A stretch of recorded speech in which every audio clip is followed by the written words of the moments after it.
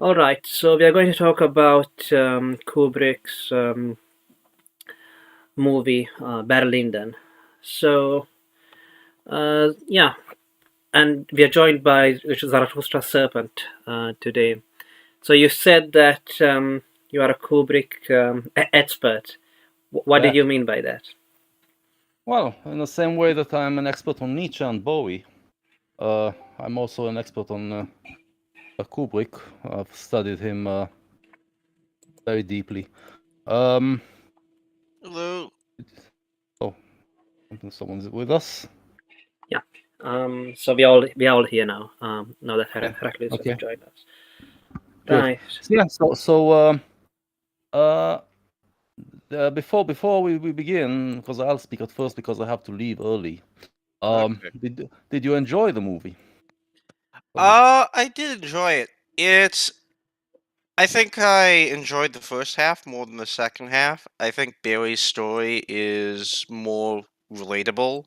At that point, and it does sort of chronicle in an interesting way that in a certain way Barry never really changes who he is from. I'd say from the point that he joins the British Army the first time, I don't think he makes any particular changes the whole way through. I'd say he was seeing instead how he responds to the new situations, but he always seems to be the man who's trying to take that little way out when he gets the opportunity.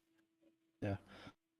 It's 'cause it's a hard movie to watch mainly if you're used to American cinema, because it's kind of the hero doesn't have a lot of agency, and it's kind of boring. Hmm. A lot of I mean, this was the only Kubrick movie that was a commercial flop because Americans didn't get it. Um, Hmm. but okay, so we will discuss it. So let me just say a few things about Kubrick. To me, one of the two greatest artists of the 20th century, along with David Bowie. Um, he's the true definition of a perfectionist and someone who just went his own way. Started. He didn't go to Hollywood. He started out as a boy. He was already a very talented photographer, and then he started making movies. But just he went out on the street.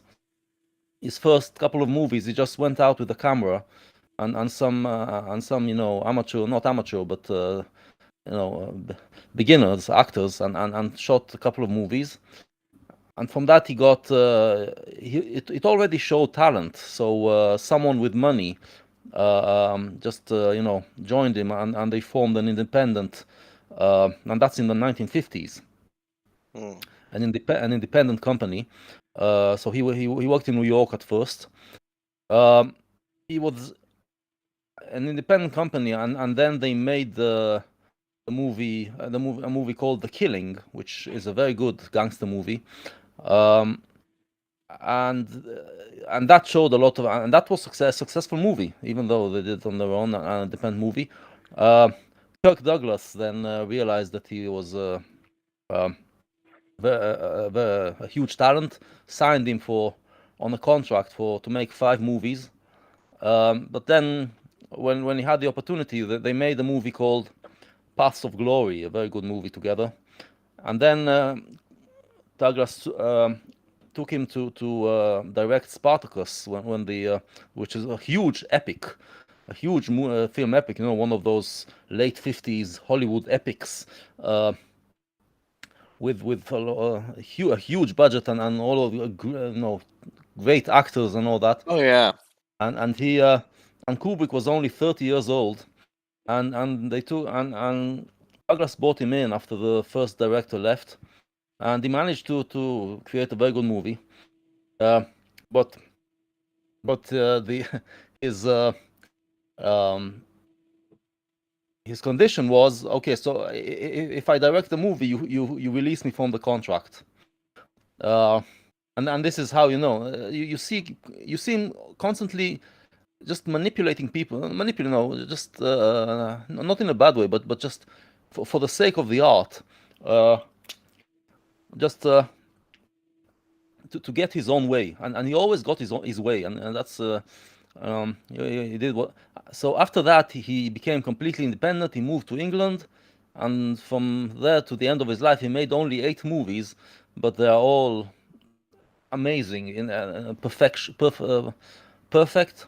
Um, he tends, while other great directors usually take books that are not classic books, but someone like Hitchcock would take some sort of a pulp fiction book and make a movie out of it. Yeah, Kubrick would take classic books, very good books, and he would do something that you have to look deeply into it to understand it. It kind of looks like he's basing it on the book, but he works into it a couple of other stories. Among them, what I call Kubrick's main story, which we'll soon discuss in a moment. So you can interpret the movie always in 2 or 3 ways, and makes it this way,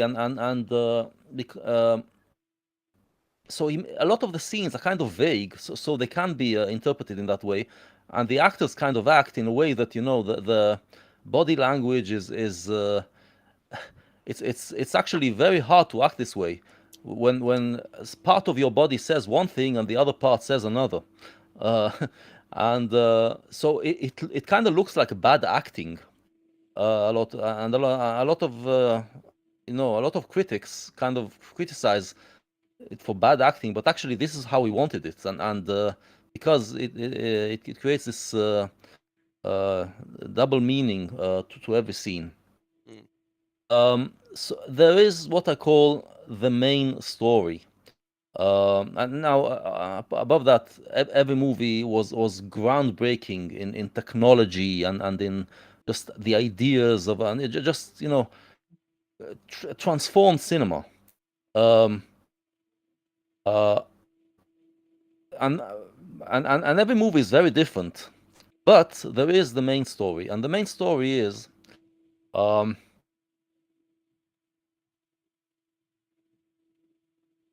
apes who have learned to make tools, and the tools change them over time. The tool basically brought the evolution, but because of the use of tools, our bodies became weaker over time. We transferred our power to the instruments.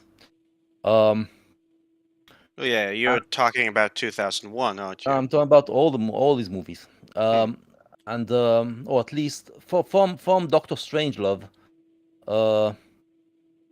onward. So and 2001 is where, yes, it's, if you read the book, it actually says it, because the book was written, they wrote it together. Yeah, Arthur C. Clarke and Kubrick worked together on the story. Clarke wrote the book, Kubrick made the movie, and even there, the movie is not the book; it's 2 different stories. Yeah, how I was wondering, since were talking about Kubrick generally, uh 2001 famously is trying to portray the human characters as very sterile, very robotic, Yes. and it's trying to contrast that versus the almost human Hal, who has this fear going through him and starts to act desperately and drastically, both out of his own fear and both in order to carry on his mission. Was it like that in the novel? Did they have like absolutely no emphasis on the internal thoughts of the human characters at all, or was that No, a it's not. purely It's Kubrick not. touch? No, that's Kubrick. It's not like that in the novel. In the novel, they are very human. Kubrick, at some point in history, humans started to, I mean the humans were refined by this, yeah, that they became more and more refined, but at some point in history, according to Kubrick, uh too much power now became transferred to the machines, humans started to devolve basically into this sterile, powerless, yeah, kind of what's the word, lethargic, species. While the instruments become more and more powerful, and at some point too powerful so that they take over humanity. And the things that he shows is that humans in his movies, and remember this is basically his criticism of modern thinking, of the idea that humanity can create this perfect world. Uh, the what his movies shows that humans try to create this perfect system, and but the system ends up taking over them, Mm. and and uh, and what happens then is that you basically see two things working against humanity. One is the machines that take over. The other is the ape nature that kind of reemerges under the from under this refinement, because the ape is still the ape. Modern thinking thought that we have progressed and became more moral. Yeah, we developed a higher morality. And what Kubrick shows is that we are still an ape. We are just a refined ape. And once the machines take over, the ape also comes back. Uh, and I think that Barry Lyndon tries to answer the question when and why this happened. When was the moment that was the highest point of refinement, and after that, you know, starting the fall basically of man. So the And highest point of I'm sorry, but so the highest point of refinement then would be when they first picked up the bone as apes. That's the highest point of refinement. no, Oh, okay, the highest point of refinement, 18th century, basically. okay. Oh, And Barry Lyndon, you mean Barry yes, Lyndon? Barry Lyndon. Yes. And I think when in 2001 when Bowman gets to that room in the end that created by the aliens, uh, the room is kind of 18th century. Yes. And yeah, so so Barry Lyndon, if you see, he begins as basically an ape. Yeah, he's this young lad who is controlled by his emotions. Uh, Oh, but very then much. he but then he goes through a story that is uh, basically shows him he's not in control of the story. He's just you know being controlled by powers. It's basically the evolution of man, by powers that are stronger than him, who are just moving on, and with this power he ascends and ascends and ascends and is refined in the process. But he's still an ape under it. Uh, Now for this to create, and this is the first part of the movie. The first part of the story or the movie of the film. Um, Now for that matter, he took a book by William Makepeace Thackeray, a 19th century novelist. We will talk a lot about him in a moment. I will just say that the book is written from first person perspective. Barry is telling us his story. He's very much the hero of the story, whereas here the movie does everything to kind of distance us from the story of an enterprising hero. We see him not in control. Everything that he does is always just by chance. It's just, or he's being controlled by forces that impose themselves on him. Well, Um, what I found interesting there is it never felt to me like he had no control or anything. Rather, there were certain points in his life where he had to make a definitive choice, and that definitive choice then changed him and change the direction of his life. Yes, For but example, when he comes across those orders, he could have chosen to do nothing, but instead he uses that as an excuse and a pretext to try and leave the army. yes, but Later he on, he, when asked to spy on this one Chevalier, because he is also Irish, he breaks down and confesses yeah, that he's been exactly. sent as a He spy to this man. exactly he breaks down. It's his nature, his ape nature controlling him, not his will. Um, so, like I said, there are a few things that alienate us. First of all, it's removed from a first person to third person. Yeah, we have a narrator who is using and the language. Kubrick wasn't a good writer; he knew it. So he uses the language of a lot of the things that the narrator says are taken from the book, um, just quotes from the book.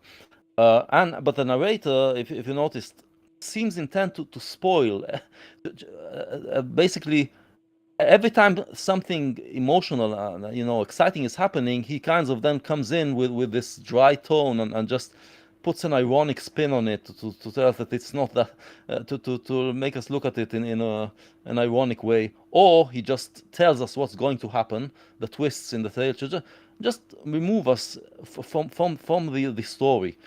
Um, and also the film it's not so much about action, it's about composition, and that's a lot of the scenes are, if you know, you start with the close-up on the characters, and then slowly the camera moves out, zooms out, and you see the surroundings, and the surroundings are beautiful. It's always just the movie is beautiful, yeah. Oh, yes. So you're just they're just drowned in the splendor of the surrounding, and so kind of the man is dwarfed, and I see that as a kind of a way to try to take us to a frame of mind before the 18th century, before the before the modern age, where the modern age, where man is the hero of his story. In the 18th century, it was more about being part of the divine order, yeah, and the divine order was seen as beautiful. So um, now the film is famous for using trying to take us back to that period. He did Kubrick always did a lot of research, and here he uses, he basically changed the way cinema shows the 18th century. He uses the period's fabrics and designs for the clothes, the period's musical instruments, the period's buildings and gardens, and the period's means of lighting. There's no light. There's no electric lighting. Lighting the set, which meant that in the night when shooting at night, he was using candlelight, and cameras back then were not equipped to show a set lit by candlelight. So he basically ordered, I think, NASA to create cameras for him. Space cameras where you don't need a lot of light, and he used those. And it kind of gives it this dreamy quality. It kind of flattens the picture. It's so much different. Again, today we kind of used to it because others have done it. They've all learned from Kubrick, but back then it was absolutely amazing. So was 2001. Yeah, all his movies. Uh, we're talking about the movie that was made in 1975. Yeah, he was even, he went to Ireland to shoot it, but the IRA didn't like it, so they issued a threat. Oh, they why didn't they like it? I don't know exactly I don't remember exactly the story, but the IRA didn't want him there, so they had to relocate to and found places in England to shoot. Yeah. Okay, let's talk a little bit about the book. Thackeray is one of the greatest Victorian novelists. Queen Victoria came to power 1837. That was 5 years after basically the Parliament took power and became the sovereign. In 1832, the Parliament took the power and the people became the sovereign in Britain, and not the monarchy. Yeah, you. And Victoria was the queen that kind of accepted it and basically recreated what's the word? But basically, she Rebrand. changed hello. Hello. Yeah. Yeah. She Base. changed. She changed the role of the monarch. Yeah. Yeah, As accepted and created a new system. And yes. you date like the last monarch that really attempted to have some rule to be George the Fourth. Yeah. And George IV was not liked. Yeah. He was seen as a regent, even if, when he became a king. Yeah. And so and Thackeray, one of the greatest satirists of basically in history, what he would do, literature at the time was not really a form of art. It was just people writing stories, all sorts of stories about, fantasy stories and he took those genres that there was the picaresque novel about highwaymen in the 18th century, or you had novels about aristocracy, about their ways and all that, and he took that and he pretended like he's writing a novel like that, but he always satirized it to show basically how empty that kind of life is, of the hero, to basically uh, promote Christian values, Victorian values. Yeah. That was his thing. So he basically made fun he's the greatest at making fun of the aristocracy, of the 18th century and the beginning of the 19th century, which he from the Victorian bourgeoisie point of view were kind of like the enemy that we liberated ourselves from. Yeah. And Barry Lyndon, the book is about this Irish man became a nobleman. That was impossible for an Irishman to become an aristocrat. But he tells us how he did it, how he managed it, and he brags about how clever he was. But you see that he's actually just a very unscrupulous, he's very ignoble person. Yes. Who just manipulates everyone and just until he gets, and that's basically Thackeray's way of making fun of the aristocracy, which believed themselves to be, that they were higher, the upper class because they deserved it because of their nature. So he showed that you don't have to be of a noble nature to be an aristocrat. Anyone can do it. Yeah. So that was the satire, and that's the book was written published in 1844.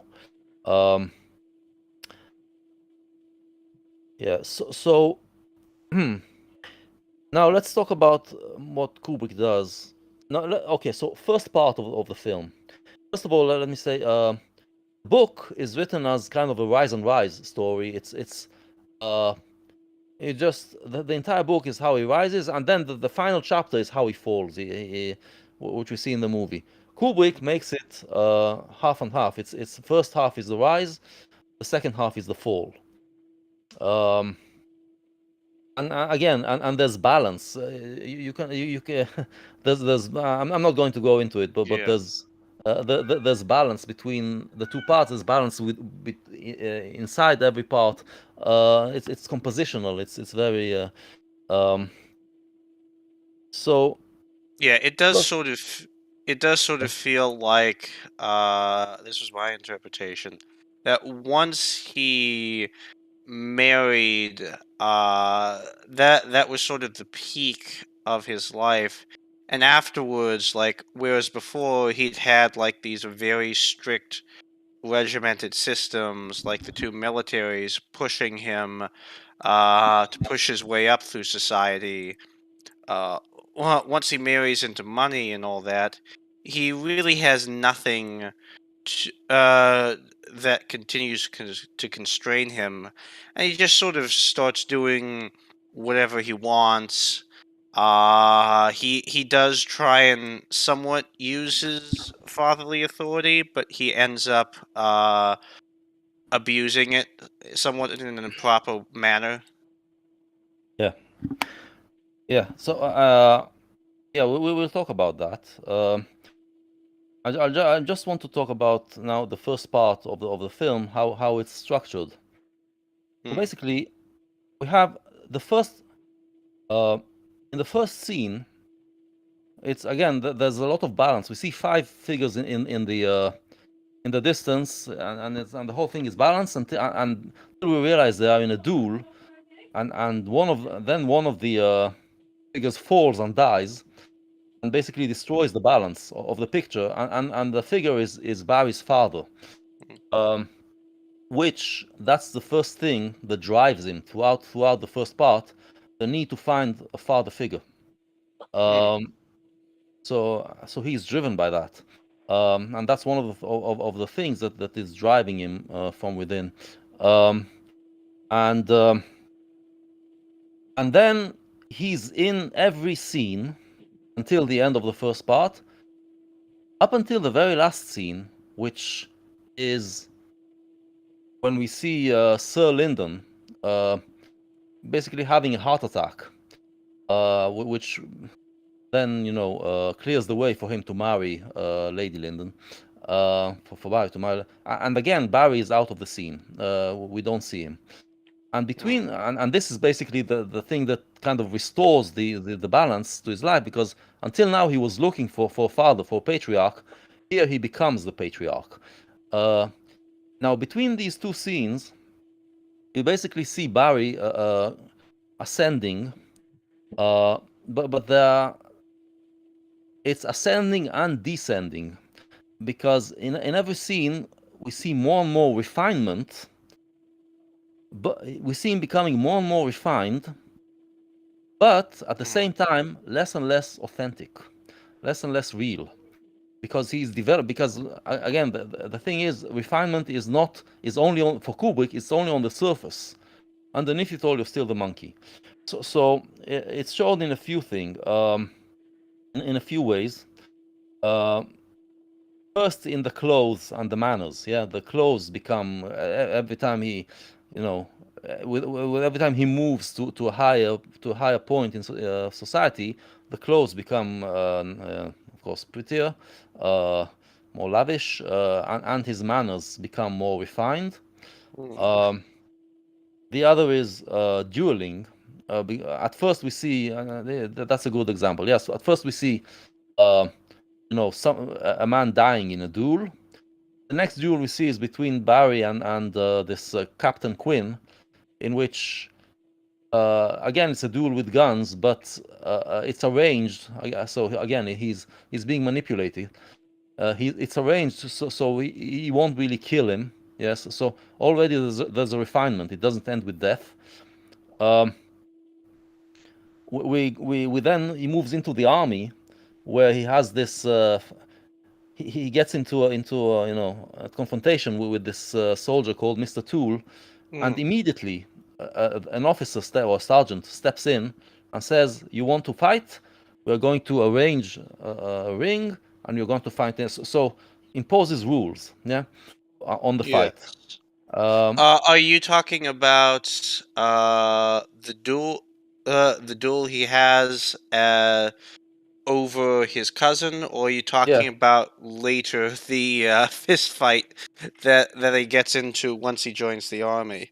No, I'm saying the duel over his cousin shows a refinement in comparison to the first duel, because there nobody dies in the duel over, and then the next duel we see is the fight in the army, and that's another refinement where you have these rules that are meant to show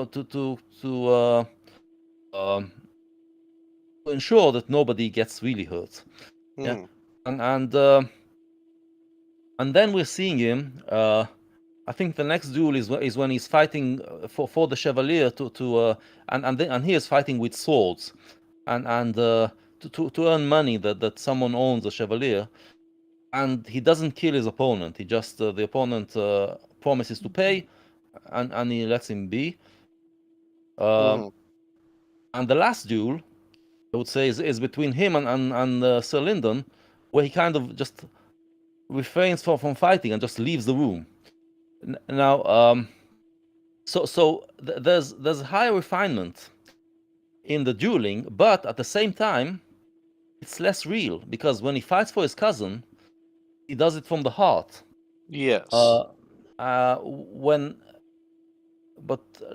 Later, when he fights to earn for the Chevalier, he fights to earn money that was procured in a dishonest way, because the Chevalier is cheating, and in his with Sir Lyndon, he refrains from fighting, but it's actually he's lying. The Lyndon is accusing him of cheating, of sleeping with his wife, and he denies it, and then leaves the room. It doesn't even give him the pleasure of a good row. So he becomes less and less authentic. So the refinement, again, it's only on the surface. And the highest point of the refinement is that wonderful scene on the terrace where he seduces Lady Lyndon. It came across to me as very awkward. It kind of looks like 2001, where the spaceships kind of hover, the movements where you see this spacecraft coming near the space station, and just aligning itself in front of it, and then enters it. It's kind of the same thing. First, you hear this Schubert number, which, by the way, is an anachronism, because the other musical pieces are 18th century, Mozart, Bach, Vivaldi. Schubert is 19th century, but apparently he needed that one for the scene. They are all moving just in time with the music, and it's like the highest point of refinement, where just all movements are kind of timed, and they're kind of like machines. Yes, like I said, they're like the spacecraft, but they're not machines, because you still see the humanity, you still see the emotions on the faces, and her breast is heaving, and so you still see as humans who are just very very very refined and very coordinated, and just the scene is just beautiful. That's kind of the highest point of refinement for man, but it's not the highest form of it's not the highest point of Barry's happiness. The other thing we talked about, the manners, we talked about the dueling. The other thing is courting. In the first, we see him courting 3 women in the first part. First, there's Nora, his cousin, which he just very passionately goes after, but very clumsily. And that's the first one. The last one is Lady Lyndon, in which he goes after, very as coolly and detached. Yeah, and yeah, but also he knows what he's doing. Yeah, so he's seducing her. He knows exactly what he's doing, but he's being deceitful. He's being he does it because he wants a position. Yeah, he wants to use her to gain. And in the middle, there's this short twist, the short liaison he has with Lieschen, the German girl, where this is the moment of this is the focal point, or the middle point of the first part, the moment where he's already he at this point he already assumes a character, someone called John Fakenham. It's fake, yeah, but yeah, but you see them. You see when she asked him, when Lieschen asks him for his name, he tells her at first that his name is Fakenham. But then he stays with her for a week. When he leaves, she calls him Redmond. So he revealed his name to her. So he's still authentic. He's beginning to lose his authenticity, but he's still authentic. And this is the and he loves her with his heart. So and this is the happiest we see him. And this is another message of Kubrick's movies, that instead of trying to perfect man, there is this middle point where man can be happy. We need to basically, he comes at the end of the modern age, and just his criticism is, that we need to liberate ourselves of this idea that we need to perfect man to be happy, and instead liberate us from this, and learn to be happy as just on the level of human existence. We are already refined enough. That's the message. We are already refined enough. We don't need to refine more. We don't need to perfect ourselves more. That is the underlying message of Kubrick's movies. But he shows how humans always try to just perfect themselves and destroy themselves in the process. Okay, so that's the first part. That's the rise, yeah. And that's the moment. It could have been because when he enters the ranks of nobility, we see the noblemen. We are talking here about after hundreds of years. The noblemen at first were warriors, the aristocrats. At first, they were warriors, but then a courtly society developed where they stopped fighting each other. Developed this courtly society, which was all about civility. This code of behavior. The belief was that humans are between, a being that is between the animal and God, and by refining themselves, by becoming more civilized, they are coming closer to God, and the aristocrats kind of saw themselves as superior because of their civil manners. What he shows, Kubrick, is that let's begin first with Thackeray. I mean, the 18th century kind of categorized everything, and including humans. Yeah, it categorized them in classes, and there's the upper class of the, and Thackeray makes fun of it and shows that there is no difference between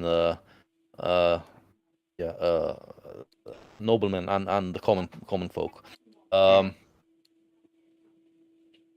For Kubrick, again, it's also, but it's refinement. It's not a difference in nature.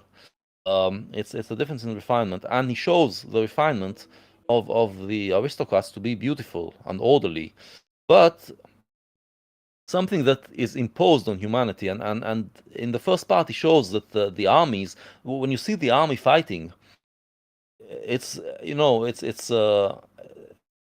there's this scene of the attack where the British are marching, and it's very to the tune of the music, and very coordinated and all that. But what we're seeing is that they are just falling like bowling pins. It makes no sense, and it's not it's beautiful to look at, but it's actually monstrous, and it tells you that the people making the army are people who were basically abducted into service, and are just human rabble, which the aristocrats are using. Yeah, so So this whole refinement is imposed, um, and and he shows that it went to the refinement went too far by the 18th century, and we see that the noblemen that we see are all idle and sickly, and they all have all sorts of diseases uh, Yeah. from And, inbreeding and all. Yeah, um, and and, and and yeah, And I mean, the story doesn't comment on this particularly, but like yeah. the traditional spot for like a nobleman should be like at the front of those lines, and you're really not seeing that at this point. Yeah, no. The soldiers are rabble, and the noblemen are kind of sickly and idle and very repressed in their emotions. Yeah, I mean, the uh, soldiers are a great deal. Of the soldiers are always going to be rabble, but like the nobleman is like supposed to yeah, be the one up there with them, like leading them, and they're yeah. not. Yeah, no, that's not how it was in the 18th century. Uh, No, it sure. that's how it was, in the 12th century and all that, and Hmm. Richard the Lionheart and all that, but not. Uh, um, yeah. Um, but then Barry comes in, Redmond Barry, and he kind of brings in fresh blood, and I think that this is the point. What Kubrick is trying to represent here is that this was the moment, because the common folk by the 18th century slowly also become more civilized, and if you can achieve this merger between the refinement, the over refinement of the aristocrats, and the healthier humanity of the common folk, uh, so you could create a better humanity, um, or the best. Like I said, Kubrick didn't believe in perfection, but he believed that you can have this ideal, happy humanity, and if basically Barry Lyndon, yeah, Barry is the name of the common man, and Lyndon is the name of the aristocrat that he took for himself. If you can bring those two together, Barry and Lyndon, um, then you can create the ideal human society. Hmm. And the second part basically shows how it failed. So, um, and it begins with a great scene. It begins with a wedding scene, and in the wedding, you have the Reverend Runt. He's When he talks, he's looking at. He says that marriage is not to be to satisfy human urges like brute beasts, and he looks at Barry when he says that. But to be done, for these noble, all soberly and all that, and then he looks at Lady Lyndon. So basically, you have these Which, already. You have signs attached to both of them. Yeah, Barry is kind of which. the. Hmm? Oh, go ahead. Yeah, Yeah, I was just gonna say, which I found ironic as hell in that, because like already he says like prevent, hold against fornication, etc. yeah, Meanwhile, Barry started this thing by literally cuckolding a dude, yep, and then of course once he gets married, he has zero intention of staying faithful. He immediately starts going with having like parties with various women. yeah, uh, yeah. Okay, but the Reverend is trying to prevent that. Yeah, so but he's also attaching science here, because Barry kind of is the animalistic content of humanity, and Lady Lyndon represents the beautiful form. Yeah, the refinement. Mhm. Um, but at this point in the wedding scene, they seem to come together. They are very similar. Barry looks very nice, and she looks very lively still. Um, at this point. Um, and she looks beautiful in this movie. I mean, Marissa Burnson, she's a beautiful woman, but the clothes and all that, she looks amazing. Um and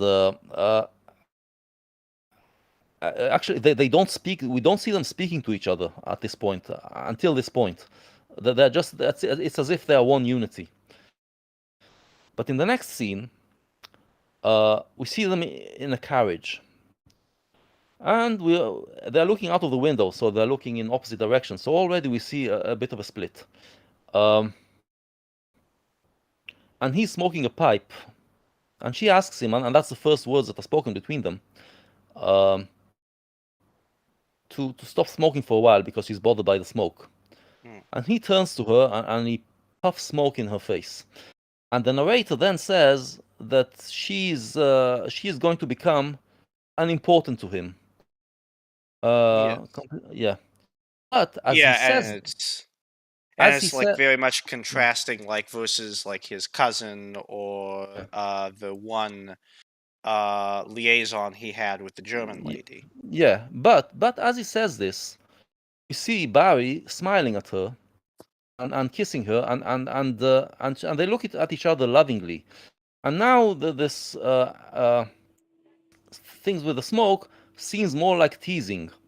And then he doesn't stop smoking, continues to smoke. But if you look carefully, you see that he takes smaller puffs. So he is being considerate. He stands his ground, but he's being considerate. And this is the thing that we. First of all, like I said, Kubrick always tells two stories at least. So you can interpret it as if as in the book. In the book, Barry just brutalizes her. But in the movie, it's a different story. He actually does love her. And the narrator doesn't notice it. The narrator becomes, at this point, unreliable. He's an unreliable narrator. He doesn't tell us. He tries to. It's as if the narrator is reading the book instead of watching the movie that he's narrating. And another way to see it is that the narrator comes from an aristocratic point of view, which all the aristocrats disapprove of her taking this low birth Irishman as a husband, and it's as if he's one of them, the narrator, because he's telling us that Barry is a bad person, but what we see is quite different. And yes, he's being he's not being he's showing infidelity, but he also apologizes. Yes. And we have to remember that fooling around with the with the maids was something that was quite common in 18th century aristocracy. It wasn't really seen as infidelity to fool around with the maids, with the or for the noble lady to fool around with her help. Yeah. And how Kubrick does, he's quite a feminist. Kubrick, in every movie, he shows the woman as a victim, as kind of. He does show the kind of bad ways in which men treat women, and yeah, Barry mistreats his wife, but he also not in a way that is over other men. He does love her. And so this is the thing that you have to remember when you're watching, that the narrator is unreliable at this point. In the second, in the first part, is quite reliable. In the second part, is no. Now, then we switch to the carriage that follows them, and we see the Reverend Runt and her son from the first marriage, Lord Bullingdon. This is a novelty in the movie, because in the first part we always saw Barry. Here, suddenly, we have other heroes. So we have basically three heroes here. Barry, who is the common man, the Reverend Runt, and Lord Bullingdon. So it's the common man, clergy, and the aristocracy, which is The three estates of the 18th century. So every one of them represents this estate. and they all, every one of them, wants to shape Lady Lyndon in his way. Like I said before, Lady Lyndon is a symbol for the form of humanity, and every one of them wants to shape her in his way. The Reverend wants her to be, very religious. Lord Bullingdon wants her to be faithful to the, to the code of nobility, and Barry wants her to be his wife. And Barry is winning at first. They have a son together who seems to be kind of the perfect combination. Brian, the little boy, he has the free spirit of his father, but also the good manners of his mother, and so he's kind of represents what humanity could have been. Yeah, kind of a better humanity.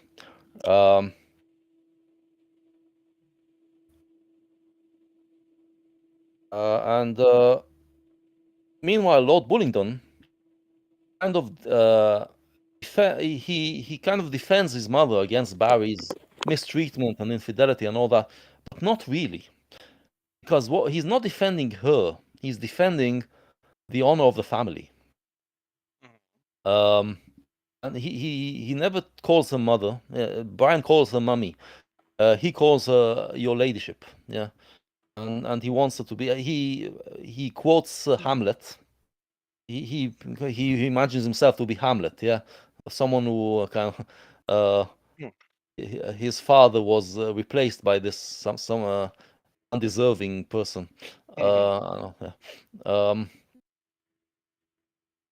Yeah, and it's very much like a preoccupation for Lord Bullingdon.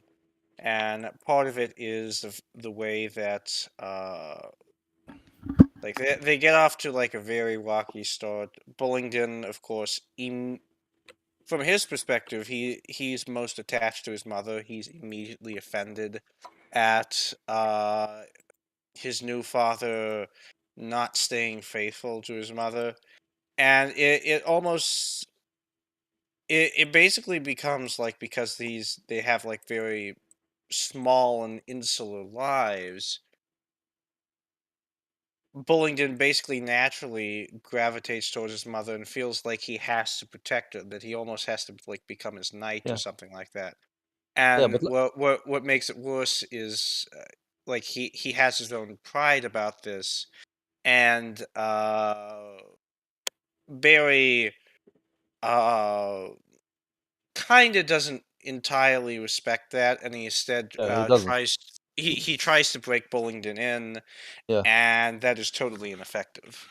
Yes, and he kind of the kind of brutality that was instilled in him when he was in the army, he now brings to this more refined society, and kind of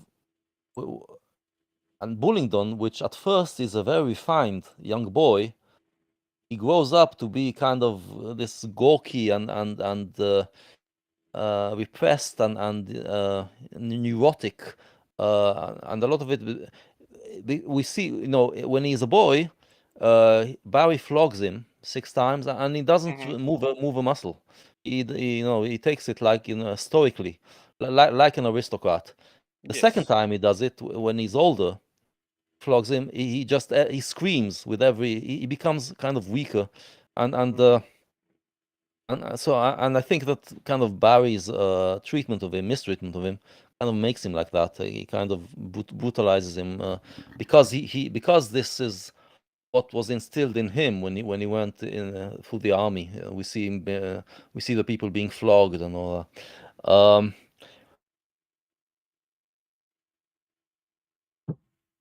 Yeah. Now we see Barry, and there's this representation of the aristocratic society, and again very beautiful.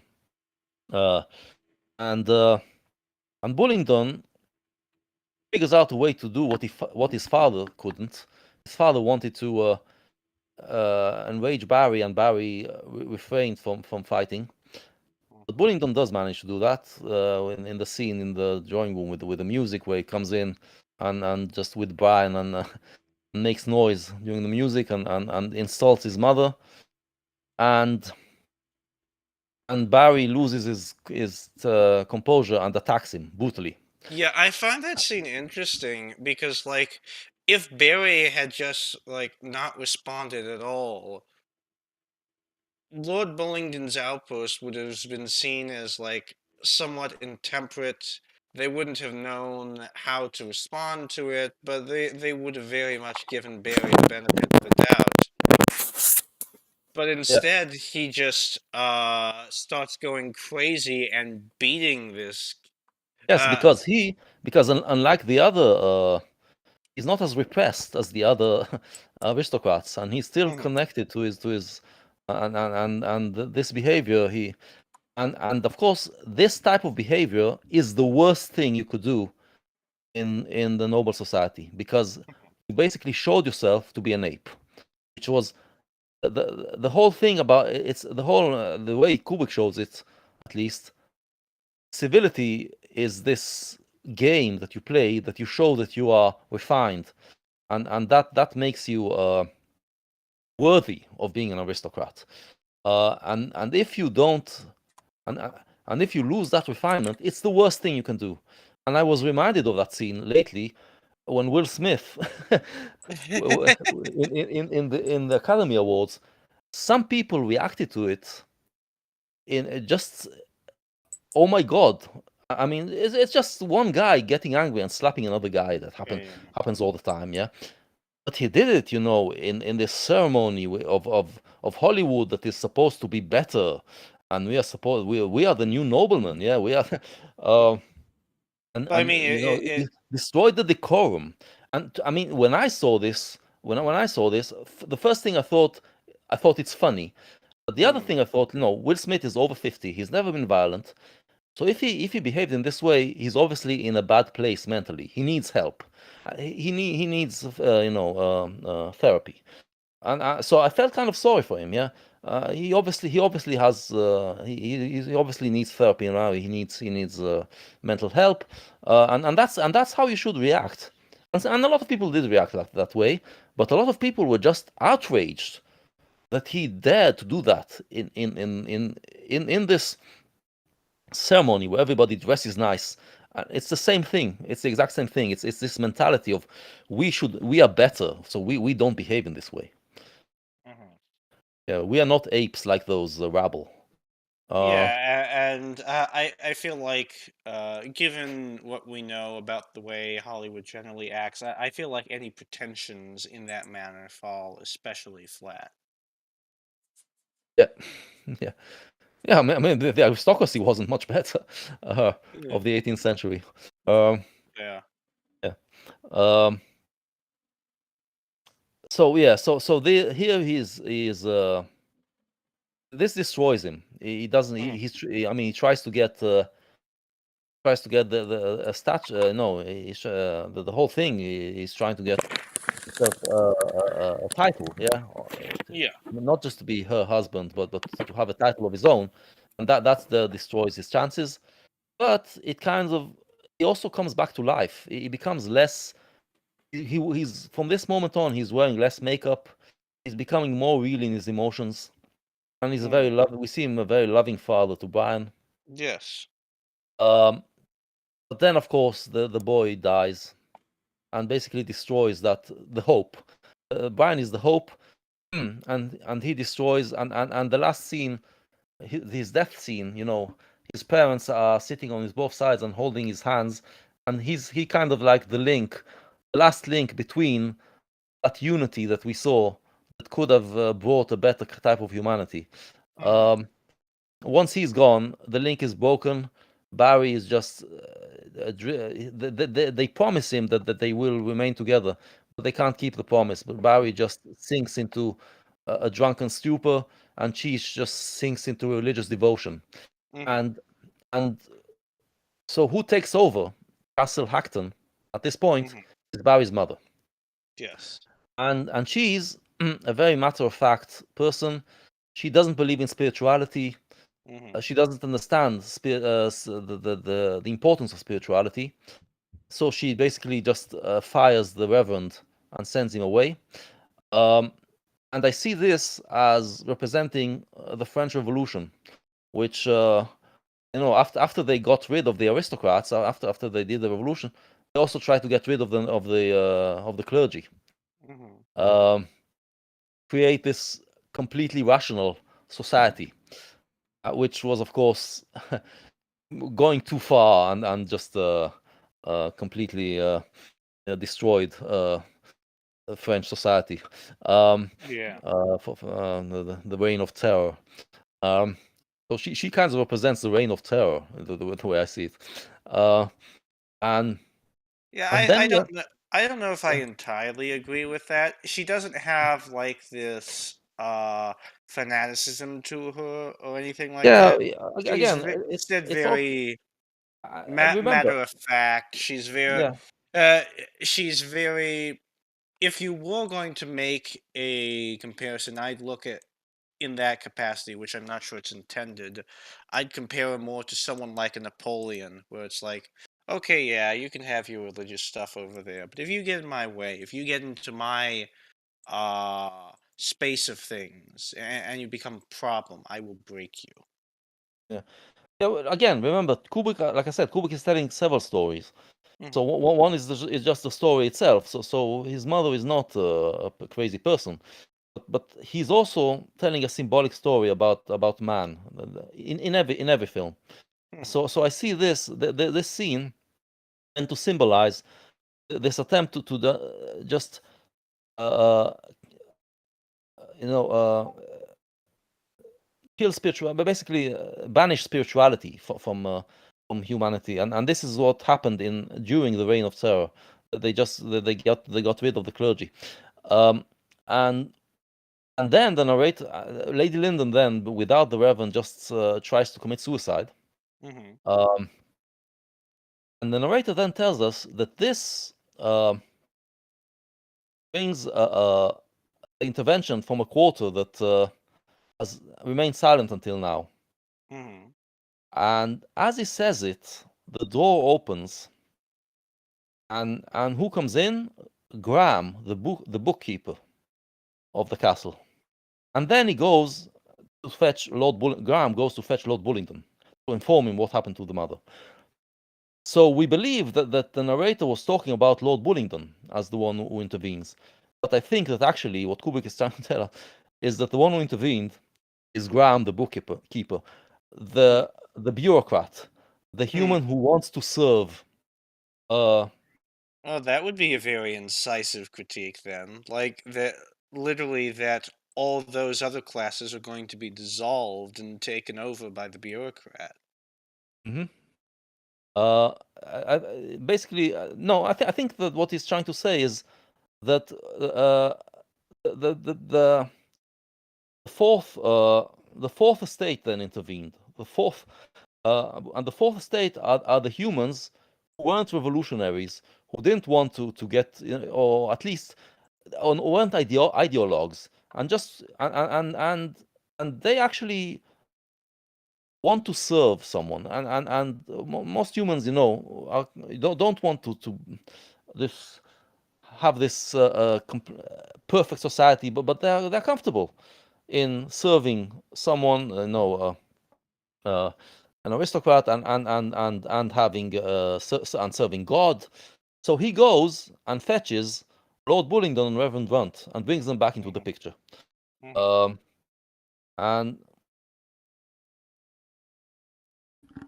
yeah, and he brings them back.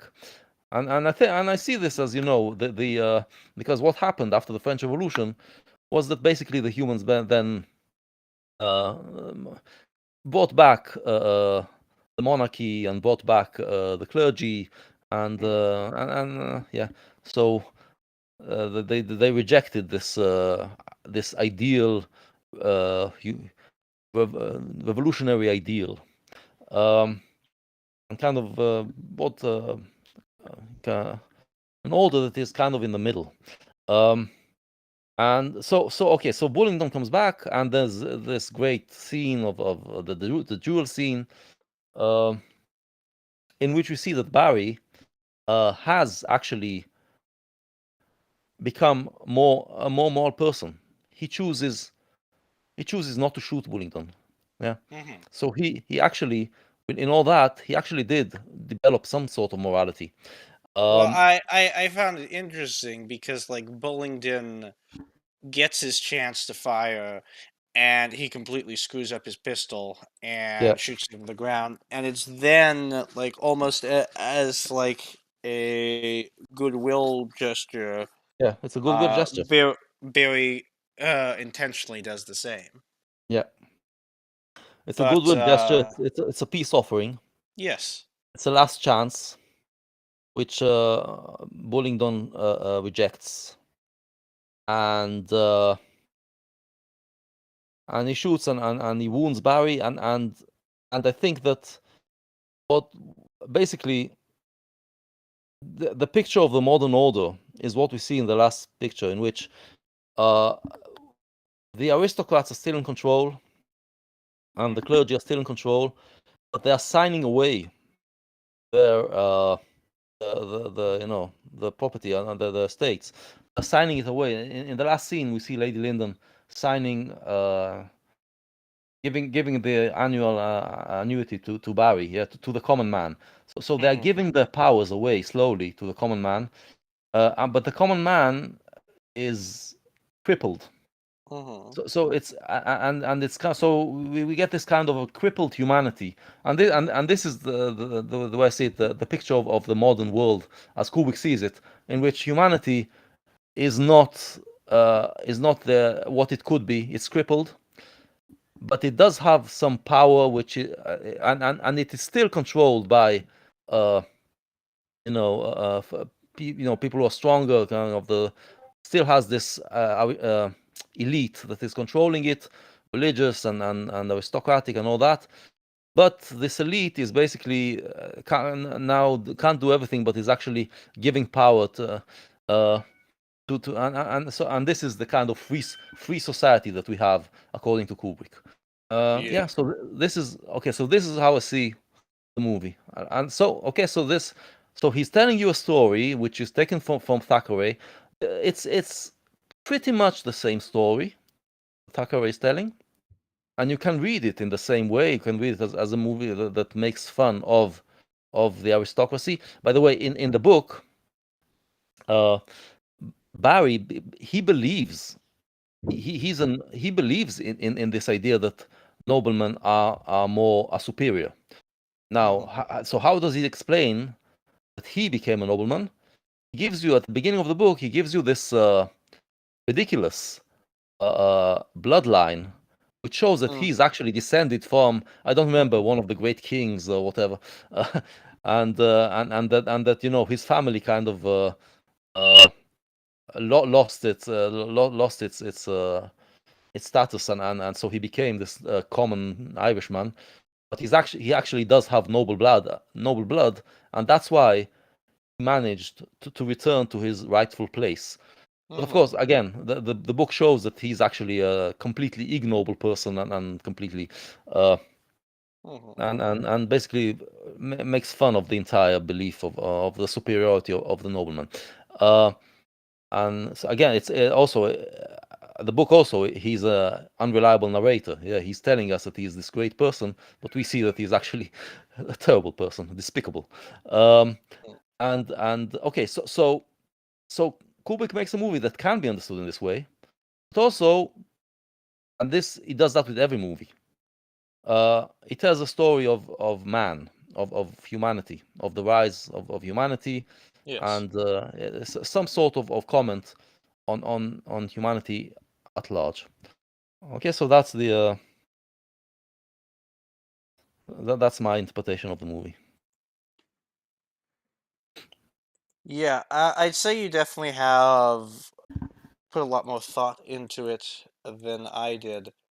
Uh, yeah,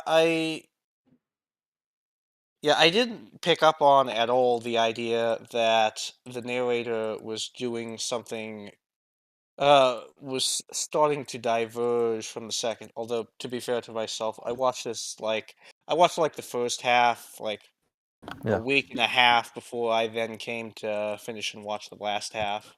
I watched it many, many times. So yeah. So yeah, that's yeah. What do you think of like the two thieves like at the very start of the movie that sort of like steal from Lyndon? Uh, I guess you could say it's sort of a matter of showing how like even a common thief has become like very refined in his own way. Like they talk to him very politely. He's allowed to plead for some of his stuff, and he allows him some of his stuff, but not quite what Lyndon wants, and he's going on his way. Exactly. The thieves are more noble than the noblemen. Like I said, it's there's a balance, and you see, uh, he's very naive at this point. So, Hmm. but you see that yeah, the the noblemen may be more refined, but they are also more even less. They have less morality than even the common thief. By the way, based on a true person, Captain Freeney. Um, he was a famous highwayman in the 18th century, and he wrote a novel of his life. Uh, it's known as a picaresque novel, I think. It was a genre, which and he's also mentioned in the book. Yeah, Thackeray was kind of parodying several genres, satirizing several genres, among them that. So he puts in Captain Feeney as well. So yeah, but yes, that's the thing. You uh, the common man is indeed more refined already. Like I said, it's the 18th century. The common people already reached this point where, and I mean, in the 19th century, they took over and basically changed the definition of what a gentleman is. A Hmm. gentleman before that was a gentleman, someone the aristocracy, someone has been civilized. Yeah, he's gentle, unlike those Yeah. brutes, the common brutes. Whereas in the 19th century, in the Victorian age, the gentleman was the bourgeoisie who was refined in his manners, but also had the Christian values and all sorts of Victorian, values, and didn't see himself as superior to others, because I'm a gentleman and you're a gentleman. Yeah, you start to call everybody, ladies, sir. Hmm. You start to call everybody sir in the 19th century. Yeah, Yes. not just yeah. Not just some high nobleman. Yes. Yeah. Right. So, how would you rank this movie compared to the other Kubrick movies? They're all very different, and I like all of them. They're all masterpieces. This one is beautiful. It's a beautiful movie, and uh, very has this very soothing in some scenes, almost ASMR. Um, yeah, it's not my favorite, but yeah, a beautiful movie, and yeah, and a lot of things to just admire about it. Yeah. By the way, like I said, the Americans didn't really like it, and the movie critics didn't really like it. They didn't like any of his movies because they wanted cinema to actually show the progress of man, and he was undermining it. Uh, Hmm. he was Yeah. undermining the picture of humanity, and but a lot of all of his movies in time become classics, and this in Europe mainly.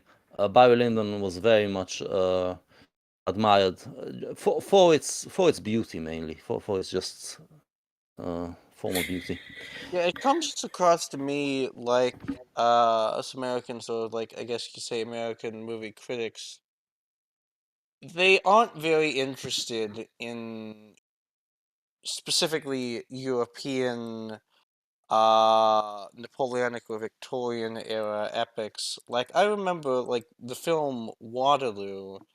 I think it's a very excellent film, but that film is a lot more conventional than this film is, and yet it was an absolute.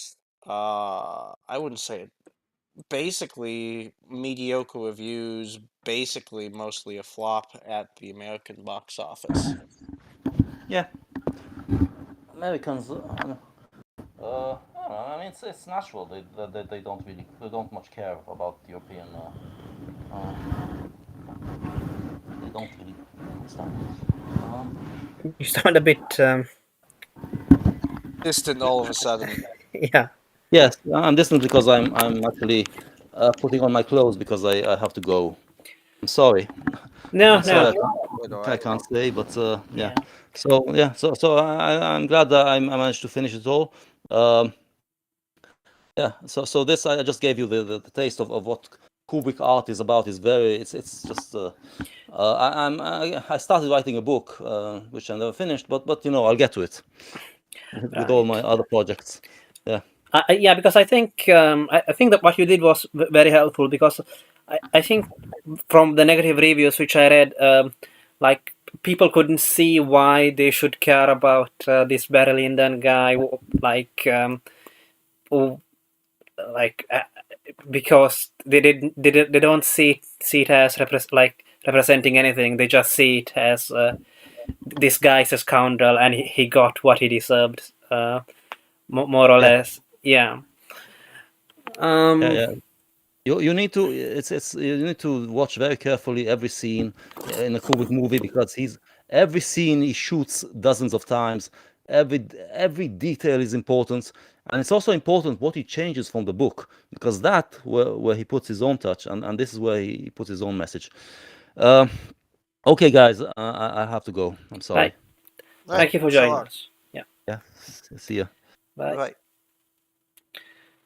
Okay. So um, I think I bought most of what Zarathustra said, except maybe about Barry Lyndon's mother representing the French Revolution. Yeah, I'm not sure I'd agree with that. Like you heard, I pushed back against that a little. I sort of get what he means in terms of, well, he's not. They both look down on religion, but I'd say that's a bit of a stretch. Hmm. Just because temperamentally, the mother is not at all like the French revolutionaries in the slightest. Right. Right. And also, I mean, um, a lot of the side characters. I mean, it was like um, I think basically a lot of the people who watched the movie didn't feel like they could root for Barry. So, um, but then again, basically Zarathustra was saying that this is like a, I don't know, a deconstruction of the hero or something. So yeah. Well, okay, I think Zarathustra basically talked about most of the scenes. Um, so what about you? How would you rate this film?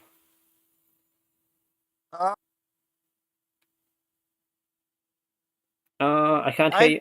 Yeah. I'd Okay. probably, having watched it now, having gone over it, I'd probably give it it's very well made, but I'd probably give it a 7. Because you can get all these things out of it, but I'd say it's possible it would grab me more upon rewatch. I did like one of the things that we didn't talk about as much. I did very much like what they did with like the narrator. He always provides like this slightly aloofness to it, but at the same time, the narrator always shows some amount of insight and affection towards Barry Lyndon. Yeah. Like for example, when he's about to confess who he is to his fellow Irishmen, the narrator basically announces that we shouldn't judge Barry too much, that this is something that many people who like estranged in a foreign land who come upon one of their countrymen, that this is not an unusual behavior. Though you could, of course, say that's also the more natural side coming out. Yeah, I mean, speaking of the narrator, like when Barry met the Chevrolet, or however you say that, like it's Chevalier. yeah, Chevalier. Um, so it's the narrator that tells us that uh, something like, oh, he could see how noble the Chevalier looked like, but he didn't. Oh, looks that impressive, right? Oh, that's the makeup of the time, which excuse me, I'm a little stuffed up, but yeah, I find that makeup and look incredibly ugly. I really do. Yeah. Another thing which we didn't talk about was, what it says at the very end of the movie, that basically, well, they're all dead. But It was well, in the reign of George III that the aforesaid personages lived and quarrelled, good or bad, handsome or ugly, rich or poor, they are all equal now. uh, Yeah, it's basically just a. It's almost an imposition to, again, like understand these characters, and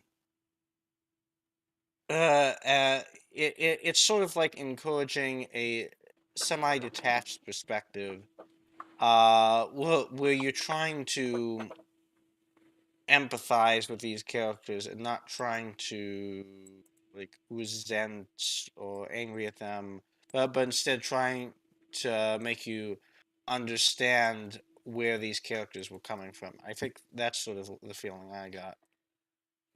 because earlier was Zarathustra was talking about how the refinement is only like skin deep, or like it's only on the surface. So like, I mean, I also think that this applies to the like to the appearance. So basically, and also the reason why when people talk about this movie, they always talk about how beautiful it looks.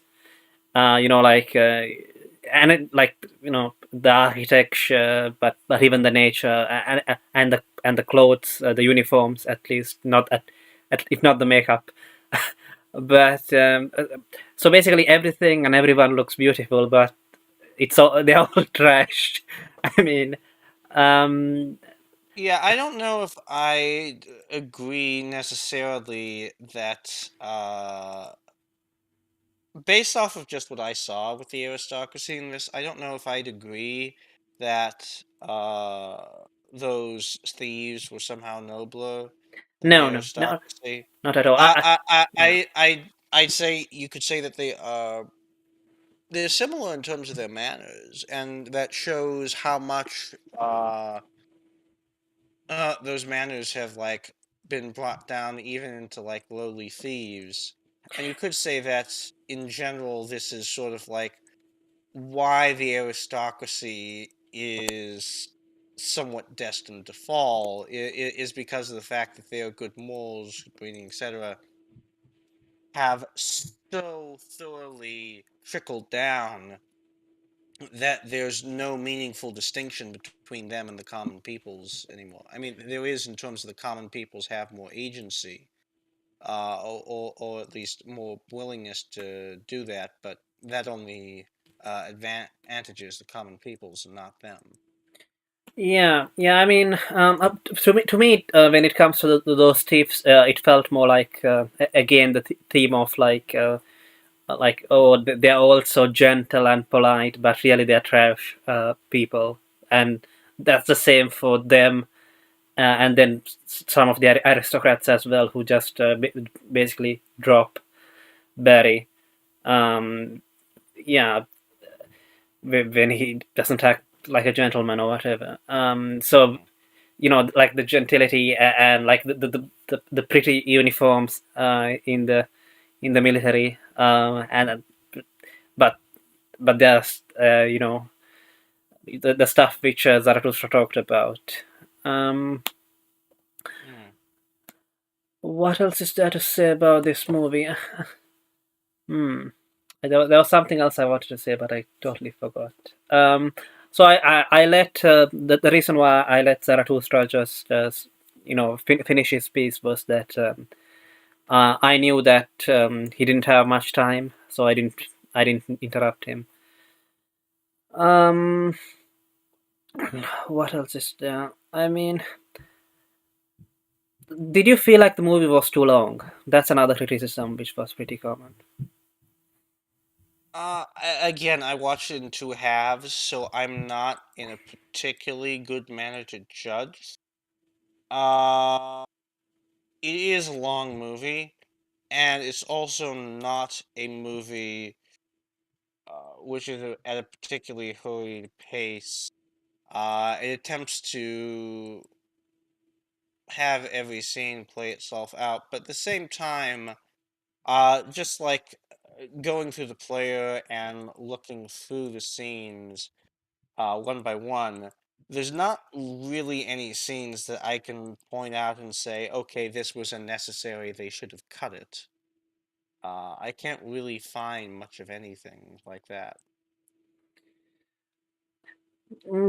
Did you feel like this film, at least I kind of felt like that this film didn't really have anything that special? Like, I mean, for example, the social commentary about you know um, aristocracy or whatever being bad. You can find that in a lot of other period pieces. Sure, yeah, and this, of course, was written, as he said, I didn't know who this was written by, but apparently it was like a straightforward attack on Lyndon and to a certain degree the aristocracy as well. But uh, the I mean, what's honestly most unique about it is the setting and the attention to detail in terms of the setting, the costumes, the period, and the feel. And it's all very well done in terms of that. It's all very believable, and you can just fit right into it. And that's one of those things that's harder than you think to accomplish. And it's performed like excellently here. Um, in a way, like I would be almost of the agreement that yeah, the in some ways the period is more interesting than the character himself. Although the interesting thing about that is like personally, I find like all the stuff with the military very interesting, of course. But once it reverts to the aristocracy and berry picking paintings or stuff like that, I find it incredibly droll and rather boring. Yeah, I was kind of expecting, like the war to play a larger part in the story, but that didn't happen because it's a period piece and it's boring. Well, Um, it's trying to. It, one of the things that is that is unique about it is it's very much trying to cover one man's whole life. And this one man, like, of course, he's in the military when he's younger in life, but there's no. Once he becomes a man of means, there's absolutely no reason for him to be in the military later in his life. So I think that the reason that Kubrick adapted this, um, I think he wanted to adapt the life of Napoleon or something. I can't remember exactly what, but the point that basically I'm trying to make is that like some of the criticism against the movie was along the lines of like I get it that you want to like show like the life of someone in this period, but why didn't you choose someone more exciting? Um, Well, that could be the exact point to show, like, what in some ways is a very average, uh, like life for someone. To not show like the absolute height of things, but to give a feel for what an average person, yeah, what the an average social striver that goes from like the commoner class to the aristocracy would be like. right, right. Okay. I mean, did you feel invested in Barry's character that much?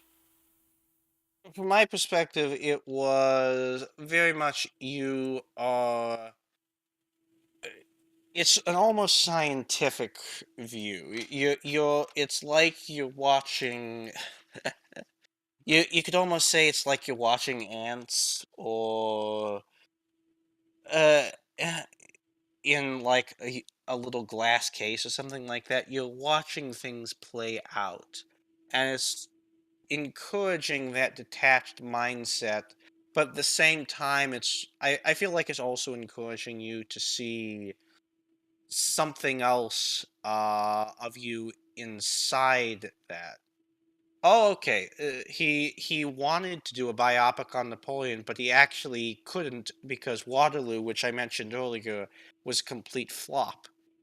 Uh, so yeah, that makes sense.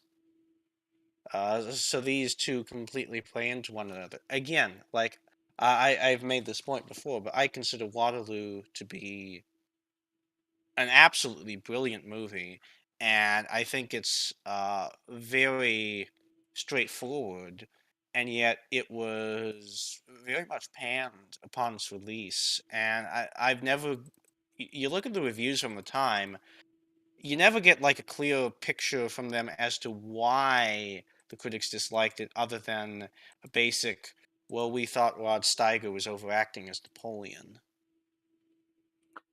Hmm. Yeah, I mean, again, I kind of feel like, I mean, one of the reasons why that movie is better than this is probably because of whose life it is that we are looking at. Um, and but it's Yeah, yeah, that yeah. yeah, that is a more dramatic movie. Yeah, and it's probably a film I'd say overall I'd prefer. Yeah, although that film's not just about Napoleon, it's about Wellington, it's about Marshal Ney, it's about it's about all the cast of characters in the lead up to Waterloo. I guess in that manner, it might also have been like the fact that that movie is like focused on like halfway the build up to Waterloo and all the events leading up to it, and then the other half of the movie is devoted entirely to the battle and the actual strategy back and forth between them, which I feel like was set up in a very straightforward manner, but maybe the critics were completely unengaged with such things and didn't know or get that. But I mean, at a certain point, it is an issue of like their own lack of knowledge rather than the film uh, not attempting to completely dumb itself down. Yeah. So if you take this movie to I don't know, the the the characters in this movie, I don't, and I also kind of don't like didn't like this how I mean I think Zarathustra is probably right when he says that like all the characters here are like stand-ins for the different classes and whatnot. Mhm. And I don't know, like it kind of seemed like um, because basically, if you take that to be so, then like they are all basically despicable people, and I don't know. It seems a bit simplistic. um, I don't know. Um, I did enjoy some of this movie. I would say I enjoyed all the duels. Well, except maybe the first one, which was just a quick one. But especially the last Yeah, one. Yeah. I found it kind of hilarious how open his cousin was being in terms of like trying to seduce Redmond Barry at like the very start, like putting this little thing in between her breasts and daring him to search for it. I'm sure it was something that was like not well thought of. Yeah. And it Something that would have been like quite scandalous of the time. right. And also like again with the whole refined and unrefined thing. I mean, wasn't Barry always sort of refined already? Because Yes, yeah. that's part of like the point is like the lower classes are very refined at this point, and Barry himself is one of them. And it's only like his youthly passions that sort of push him towards like this duel. But even then, I mean, it's interesting. There's this theme of like dueling all throughout the generations. His father dies in the duel. We don't know too much of that. In his own duel, um, it's basically like almost a matter of honor for him, and it's pretty clear that he doesn't resent this captain, but at the same time he hates what's that he's like trying to take away his cousin, and he feels like it's a point of honor and pride that he has to do this. Yeah. Yeah. Whereas with Go on. whereas with the later Lord Bullingdon, like it's like complete resentment, which is causing them. Yeah, but I don't like every time like it's always a very dishonorable thing though. Like it like the way that it is like um it's almost like borderline farce. I would say in both cases. Hmm. Because in the first, well, it all ends up being a setup. Hmm. And in the second, you have Lord Bullingdon vomiting, and all that. Yeah. And obviously, before that, we don't know anything about the father's death, so it just seems like a pointless death. Uh, Hmm. um, I don't know. I don't know if I will be rewatching this movie. Um, most of the reviews which I've seen on YouTube and elsewhere, like they're calling it a masterpiece, Hmm. and all that. But I mean, I don't know how much of it is, like um, High regard for Kubrick. a high regard for Kubrick, and also because um, this is something which like the critics didn't like. So like now by saying the opposite, Hmm. uh, it's like I think we have already talked about this. It's like when you find something which most people don't like, but you like it. So Hmm. because you found it, so Yeah. that's why you like it, or something like that. I don't know what I was going to say. Um, anyhow, I don't think there's much else to say about the film. Shall we call it a day? Yep. Okay, so if anybody makes it here, thank you for listening. Subscribe. I put the links to Heraclius's Substack and also Zarathustra Serpent's channel as well. So go ahead and subscribe